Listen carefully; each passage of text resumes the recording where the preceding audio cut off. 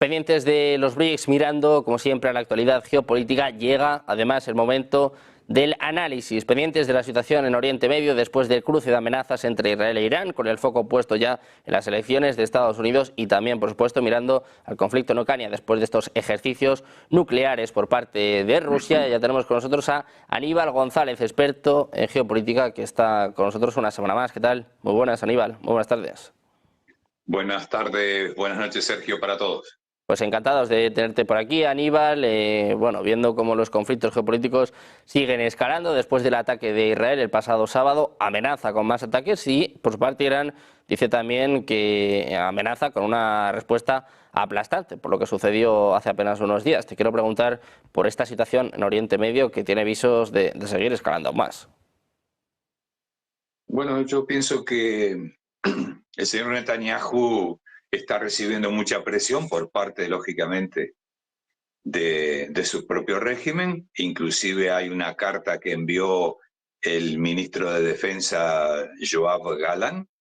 Creo que todo va en base a esa respuesta que dieron, que supuestamente fue muy débil en comparación con lo que se esperaba de parte del lado israelí y por parte del propio Estado y gobierno israelí. Esperaban algo más, o vieron que también las defensas de Irán fueron muy puntuales y consiguieron su objetivo, que fue minimizar al máximo todo eso que no consiguió provocar grandes pérdidas para el Estado iraní.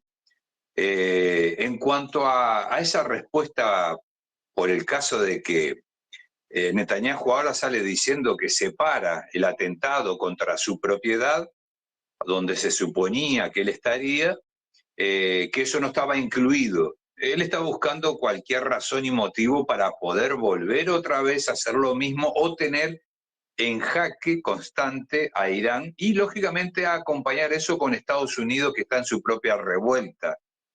Yo, sinceramente, no creo que se haga ese ataque, ese próximo ataque por parte de Israel. Si ocurriera, Sergio, entonces ahí vamos a ver realmente el poder bélico que tiene Irán. Eso queda clarísimo aquí. Irán aceptó, cuando no debería, aceptó esa devolución de Israel de un ataque, cuando no tenía derecho Israel a responder, porque eso fue en base a los crímenes que cometió Israel en territorio iraní. Y aún así Irán aceptó, dijo, bueno, está bien, aceptamos, no lo magnificamos, no lo empequeñecemos, el ataque fue lo que fue y pronto. Pero ahora sale Netanyahu jugando su carta, la que está en su manga, diciendo de que no fue el ataque completo, que ahora viene la venganza por el intento de asesinato contra él, por suponer algo, ¿no? Pero, sinceramente, Sergio, no creo que lo hagan. Y si lo hacen, es ahí donde veremos entonces esa contrapartida real. Lo que Irán habla de aplastante, yo creo que se puede ver en una tercera, porque como bien dicen, no hay dos sin tres. La primera fue leve, la segunda fue más fuerte y la tercera, sin duda, tiene que ser ejemplarizante. Así que yo tomaría mucho cuidado. Si fuera el señor Netanyahu, tomaría mucho cuidado. Aparte, las declaraciones de Masoud Pezeshkian, el presidente iraní, fueron bien claras también. No sigan insistiendo con atacar de esa manera a Irán, porque van a responder siempre. Ellos se van a defender. La pregunta ahora, teniendo en cuenta esta escalada de tensiones, también este cruce de amenazas, Aníbal, es si esperas un ataque antes de las elecciones de Estados Unidos. Al final todo está contaminado. Lo que pasa en Estados Unidos está afectando a todos estos conflictos geopolíticos. Vemos, pues como decimos, ¿no?, muchas advertencias por parte de ambos bandos. ¿Crees que se puede producir antes del 5 de noviembre? No, sinceramente creo que no. Creo que no va a ocurrir. Es más, van a dejar pasar esa fecha, porque inclusive Netanyahu está con ese pie de un lado y del otro, ¿no? En el que prefiere por un lado a Donald Trump y por el otro lado es más manipulable la señora Harris. Entonces, creo que aquí hay un impasse, así como Israel decía que estaba preparando el ataque y demoró 15 o 20 días. Bueno, lo mismo aquí. No creo que se haga nada, absolutamente nada, hasta antes de las elecciones. Eso es un hecho. Y también en cuanto a lo que el señor Donald Trump opina con respecto a esta operación de Gaza y Líbano, también deja mucho ver que va a recibir más apoyo Netanyahu de Donald Trump que de Kamala Harris. Entonces yo creo que no va a querer arruinar ese repechaje que tiene hoy Donald Trump en las puntuaciones en cuanto a las elecciones. Yo creo que va a haber un paréntesis aquí y después sí, después se verá, después del 5 de noviembre, veremos. Tú, Sergio. Pues precisamente, Aníbal, te quiero preguntar por esto, por el 5 de noviembre, por estas encuestas que ya ponen por delante a Donald Trump, después de toda la polémica que ha habido por estos insultos a los puertorriqueños. Veíamos a Kamala, que por cierto se espera que hable en las próximas horas desde la Casa Blanca. Entramos en la recta final de la campaña y vemos que ambos candidatos van con todo. Quiero saber qué opinión te está dejando esta carrera electoral. Lo que más me temo, Sergio, de que haya una manipulación de las elecciones, que es muy posible. La paridad que hay en votantes de un lado y del otro, es como lo digo, lo vengo diciendo desde siempre, ¿no? Estados Unidos parece un país dividido al 50 y 50. 50 de demócratas, 50 de republicanos. Yo te lo digo y lo vuelvo a decir, para mí la política norteamericana es la misma. Solo ponen dos candidatos, dos personajes allí, y la gente tiene que volverse loca decidiendo para que después el colegio electoral decida a quién se le da por tal razón o por tal otra. La posibilidad de que haya una manipulación es muy grande.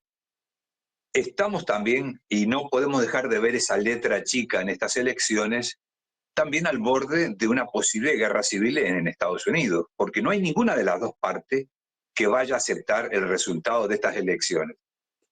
Si miramos inmediatamente ahora el pequeño ejemplo que tenemos en Georgia, que hubo elecciones y gana el sueño georgiano o por un 54%, que son pro amistad con Rusia, no pro rusos, sino que son de ser amistosos con Rusia, y ya recibieron una demanda de Estados Unidos de que si no corrigen esa postura, tomarán medidas. Sabemos cuáles son las medidas, ¿no? La implementación de un golpe, un Maidán 2.0, en fin, todo eso puede ocurrir allí. Y esto, si lo trasladamos a otro nivel, a Estados Unidos, es como si fuera lo mismo. Ahora la norma es que gritar, como se dice, totalmente falsa la elección o corrupta la elección, robada la elección, es lo que se hace ahora, es una norma. Ya lo hemos visto en Brasil, lo vimos aquí en Georgia, lo vimos también. En todas partes se está haciendo la misma maquinaria, ¿no? Poner en duda aquella elección. Lo hicieron con Venezuela, de si podía ser o no, esa discusión permanente cuando a ellos no les conviene el resultado. Y en Estados Unidos no va a ser diferente, ese es el problema. Que la gente que está en el gobierno hoy, ese Estado profundo que insiste de que Donald Trump quede para atrás, no sé cómo tomarán si el resultado fuera favorable a Donald Trump. A mí hay algo que me preocupa cuando Donald Trump dice, y perdóname que me tome este minuto más en la respuesta, cuando Donald Trump dice volver a los acuerdos de Minsk. Y yo digo, los acuerdos de Minsk tuvieron su efecto en aquel momento. Obama trabajó 5 años, supuestamente trabajó 5 años, en formar este acuerdo con Irán para que hubiera una paz en el entorno general. Llegó Donald Trump y se pasó por el arco todo lo que se había hecho en ese tratado de Minsk y prácticamente le metieron 300 sanciones más a Irán, y aparte de eso le mataron varios personajes importantes hasta la fecha del día de hoy a los iraníes. Entonces, ¿qué asegura de que Donald Trump consiga, en este caso en Ucrania, volver a un tratado de Minsk si después cualquier otro que venga detrás de Donald Trump lo va a quebrar o lo va a romper así de un día para el otro. Los acuerdos no significan nada. Hoy, en palabras de Estados Unidos quiebra todo, rompe todo y borra lo que firma con la mano derecha, lo borra con la izquierda. Entonces, no hay aquí la posibilidad de un acuerdo pacífico para llegar a un acuerdo con Rusia por Ucrania. Porque aquí ya sabemos, ya todo el mundo lo sabe, ya es de público conocimiento, de mundial, de que no se trata de Ucrania, se trata de la OTAN, de reafirmar su existencia, ¿m? Y de intentar llevar a esa Europa a una guerra contra Rusia directamente. Ya dejémonos de ideas platónicas, aquella de que es Ucrania, la democracia, como dicen ellos, la democracia de Ucrania. ¿Qué democracia? No hay democracia en este momento en Ucrania y sin embargo siguen hablando de la democracia de Ucrania. Zelensky habla de la democracia de Ucrania. Entonces, no tiene sentido realmente. Por eso te digo que estas elecciones, más allá de, como yo te decía, de que tanto Donald Trump como Kamala Harris no harían una mudanza en la política exterior, no hay un peso significativo allí en cualquiera de las dos partes, no mejoraría nada el ambiente guerrerista que hay en el aire que estamos respirando hace ya más de 3 años casi. Entonces, es solo ver cuál va a ser el personaje que va a estar allí al frente de esa Casa Blanca y qué estaría dispuesto a hacer este personaje, cualquiera de los dos, para lograr pacificar este mundo que se va directo a una tercera guerra, tanto sea en el este europeo o también en Medio Oriente, Sergio. Pues Aníbal, ya que estamos hablando de la guerra en Ucrania, te quiero preguntar por lo que ha sucedido hoy, por estos ejercicios estratégicos, estos ataques nucleares masivos ensayados por parte de Rusia. Hablábamos de los misiles intercontinentales. El propio Putin decía, bueno, pues que las armas nucleares son el último recurso, pero que Rusia debe estar preparada, ¿no? Que tiene que tener listo todo su arsenal. ¿Cómo valoras estos ejercicios por parte de Rusia de hoy? Es otra posición como la que yo digo a veces, mostrar músculo, decir que está pronto, que no tiene ningún problema, que está todo prontito, solo falta la persona que va a estar allí digitando números y series para detonar lo que sea. Él está dispuesto a que no van a jugar más con Rusia de ninguna manera. Y ya lo dijo en letra pequeña, en letra grande, levantó la voz y gritó, ya lo dijo bien claro, no bombardeos al interior de Rusia. Inclusive por este asunto de los norcoreanos se está levantando mucho la voz, sin pruebas, no hay pruebas absolutamente ninguna. Cuando dice la OTAN tenemos pruebas, caramba, que las muestren, no tienen pruebas. Suposiciones, suponemos todo, digo, pero en los hechos ellos no tienen prueba ninguna absoluta, y menos si fuera por la parte de inteligencia, ¿no? Eso es un hecho. Entonces creo que esto fue una demostración de músculo, ¿sí? Oportuno, en el momento justo, y de demostrar, sí, de que están prontos. Ellos están prontos para cualquier eventualidad que se dé en esta posible guerra, si se diera. Pues ya que has sacado el tema, Aníbal, te quiero preguntar precisamente por esta noticia, bueno, pues que está llenando titulares en todos los medios de comunicación. Estos soldados norcoreanos, hablaba de 3.000, luego 10.000, luego 12.000. Zelensky alertaba sobre esto, también Corea del Sur, que por cierto se reunía con funcionarios europeos, la OTAN, Estados Unidos, pero como bien decías, de momento no hay pruebas. Te quiero preguntar por qué han salido tantas informaciones de este tipo y sobre todo qué viene después, qué se quiere justificar. La maquinaria, la media europea, occidental, de Estados Unidos, Canadá, Australia, están manejando esta noticia y yo creo que lo están haciendo con una intención muy clara aquí, ¿no? Por ejemplo, el secretario general de la OTAN, Mark Rutte, él dijo en un momento aquí, hace 2 días, que la participación norcoreana en las filas del ejército ruso alimentaba la guerra rusa contra Ucrania, ¿no? Y yo le preguntaría al señor Rutte, entonces, esa OTAN que está ayudando a Ucrania contra Rusia, ¿no amplía esa guerra no la hace más eterna, no eternifica esa guerra contra Rusia. Cuando dicen que están buscando la paz, cómo negociar con Rusia, tenemos que ver cómo hacemos. ¿Cómo pueden negociar cuando están ya amenazando directamente? Aparte, por otro lado, vamos a hablar en claro.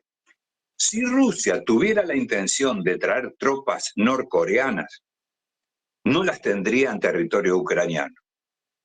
Si por el caso, lo dije la última vez pasada, si por el caso las trajera, las tendría dentro del territorio ruso, como en el caso de Kursk, que lo dije bien claro, ¿pueden ser utilizadas allí tropas extranjeras por parte de Rusia? Sí, tiene todo el derecho del mundo. Nadie le puede decir ni objetar absolutamente nada, nada. Entonces, si la OTAN, que está metida allí en Kursk todavía, con 2.000 o 3.000 hombres que le quedan, no le queda más de eso allí, indudablemente que si Rusia pone a trabajar y a operar esas fuerzas especiales supuestas de Norcorea, estarían allí defendiendo la frontera rusa, más no dentro del territorio ucraniano. Rusia tiene más de 600 a 700.000 hombres cambiando y mudando en ese frente permanente. O sea que no tiene problema de militares, de personal militar, no tiene ese problema, no lo tiene, absolutamente no lo tiene. Tiene 150.000 más preparándose, que ya quedan prontos para finales de noviembre, 150.000 tropas más, por la eventualidad de algo más grande, y no precisa de 3.000, de 10.000, de 12.000, se hablan de diferentes cifras. A mí me llegaron cifras de 12.000. Yo quiero dejar bien en claro, ¿Rusia prepara fuerzas especiales norcoreanas? Sí, las está entrenando en Norcorea, tiene asesores militares, tiene técnicos militares, instructores militares, están entrenando. ¿Hubo invitados de las fuerzas especiales dentro del territorio ruso, fronterizo con Norcorea, trabajando en lo mismo? Hubo también, hubo. Y eso lo puede hacer cualquiera, no lo pueden evitar. Ahora, de ahí a que se saque la noticia y la publiquen de esta forma, como queriendo poner de que Rusia está sin personal militar que precisa de la ayuda de Norcorea, no se lo cree nadie.